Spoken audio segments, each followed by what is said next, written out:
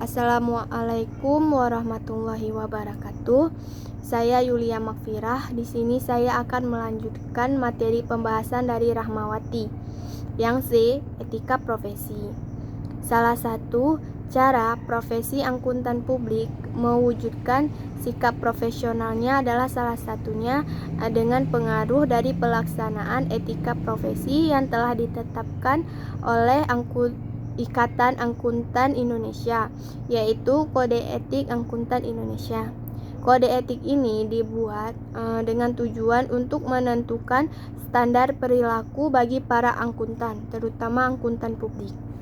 Kode etik profesi akuntan publik adalah aturan etika yang harus diterapkan oleh anggota Institut Akuntan Publik Indonesia dan staf profesional, baik yang merupakan anggota maupun yang bukan anggota yang bekerja pada satu kantor akuntan publik. Kode etik ini menetapkan prinsip dasar dan aturan etika profesi yang harus diterapkan oleh setiap individu dalam kantor akuntan publik. Dan setiap anggota wajib mematuhi dan menerapkan seluruh prinsip dasar dan aturan etika profesi yang diatur dalam kode etik ini, kecuali bila prinsip dasar dan aturan etika profesi yang diatur dalam perundang-undangan, ketentuan hukum, atau peraturan lainnya yang berlaku ternyata berbeda dari kode etik ini. Kemudian kode etik ini diperlukan karena berbagai alasan. Yang pertama, karena kebutuhan akan kepercayaan masyarakat terhadap kualitas jasa yang diberikan. Yang kedua, masyarakat tidak dapat diharapkan mampu menilai kualitas jasa yang diberikan oleh profesi. Dan yang ketiga, meningkatnya kompetisi di antara anggota profesi.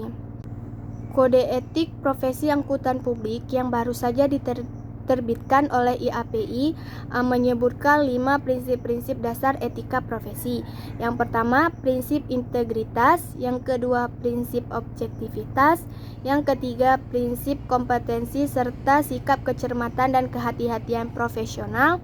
Yang keempat, prinsip kerahasiaan. Dan yang terakhir, prinsip perilaku profesional. Materi selanjutnya yang D, independensi, integritas, dan objektivitas. Yang pertama, independensi. Pengertian independensi adalah sikap tidak memihak kepada kepentingan siapapun dalam melakukan laporan keuangan yang dibuat oleh pihak manajemen. Menurut Agus dan Ardana, independensi mencerminkan sikap tidak memihak serta tidak di bawah pengaruh atau tekanan pihak tertentu dalam mengambil keputusan atau tindakan. Menurut Arens dan kawan-kawan menyatakan bahwa independensi dalam audit artinya mengambil sudut pandang yang tidak bias dalam melakukan uji audit, evaluasi hasil audit, dan pelaporan audit. Jenis-jenis independensi. Menurut IFAK, ada 2 jenis independensi. Yang pertama itu independensi dalam fakta, dan yang kedua independensi dalam penampilan. Untuk independensi dalam fakta, IFAK menggunakan istilah lain, yaitu independensi dalam pikiran.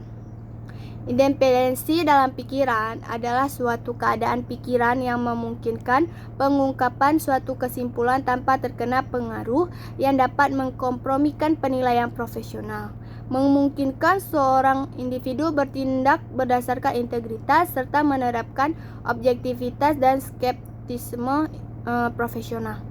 Kemudian independen ini menekankan pada sikap mental dalam mengambil suatu kesimpulan dan tindakan yang semata-mata didasarkan atas pertimbangan profesionalisme dari dalam diri yang bersangkutan tanpa campur tangan, pengaruh, atau tekanan dari pihak luar. Independensi dalam penampilan. Independensi dalam penampilan dilihat dari sudut pandang pihak luar yang mengharapkan auditor secara fisik tidak mempunyai hubungan darah atau kepentingan langsung dengan perusahaan atau dengan para pemangku kepentingan lainnya yang dapat menimbulkan keraguan bagi pihak luar tentang kenetralan yang bersangkutan. Contoh independensi dalam pikiran dalam penampilan. Seorang auditor memeriksa laporan keuangan suatu perusahaan di mana yang menjabat sebagai manajer akuntansi di perusahaan tersebut adalah adik kandungnya. Walaupun secara mental auditor tersebut bisa saja bersikukuh akan bertindak independen, tetapi orang lain tentu saja meragukannya karena adanya fakta bahwa berdasarkan tampilan fisik auditor dengan manajer akuntansi perusahaan yang diauditnya masih bersaudara kandung. Kemudian resiko independensi. Ada 4 jenis resiko yang dapat merusak independensi angkutan publik. Yang pertama, self-interest risk yang terjadi apabila angkutan publik menerima manfaat dari keterlibatan keuangan klien. Yang kedua, self-review risk yang terjadi apabila angkutan publik melaksanakan penugasan pemberian jasa keyakinan yang menyangkut keputusan yang dibuat untuk kepentingan klien. Yang ketiga, advocacy risk yang terjadi apabila tindakan angkutan publik menjadi terlalu erat kaitannya dengan kepentingan klien. Yang keempat, client influence yang terjadi apabila angkutan publik mempunyai hubungan yang erat, yang kontinu dengan klien, termasuk hubungan pribadi yang dapat mengakibatkan intimidasi oleh keramah-tamahan yang berlebihan dengan klien. Yang kedua, integritas. Menurut Arens, pengertian integritas adalah tindakan tidak memihak dalam melakukan semua jasa. Integritas merupakan kualitas yang menjadikan timbulnya kepercayaan masyarakat dan tatanan nilai tertinggi bagi anggota profesi dalam menguji semua keputusannya. Prinsip integritas mewajibkan setiap angkutan profesional untuk bersikap lugas dan jujur dalam semua hubungan profesional dan hubungan bisnisnya. Integritas juga berarti berterus terang dan selalu mengatakan yang sebenarnya. Yang ketiga, objektivitas. Objektivitas ialah suatu unsur karakter yang menunjukkan kemampuan seseorang untuk menyatakan segala sesuatu apa adanya terlepas dari kepentingan pribadi maupun pihak lain. Prinsip objektivitas mengharuskan setiap anggota harus bersikap adil, tidak memihak, jujur secara intelektual, tidak berprasangka atau bias, serta bebas dari benturan kepentingan atau berada di bawah pengaruh pihak lain. Angkutan profesional mungkin dihadapkan pada situasi yang dapat mengganggu objektivitasnya, namun tidak mungkin untuk mendefinisikan dan memberikan rekomendasi atas seluruh situasi yang akan dihadapi oleh angkutan profesional.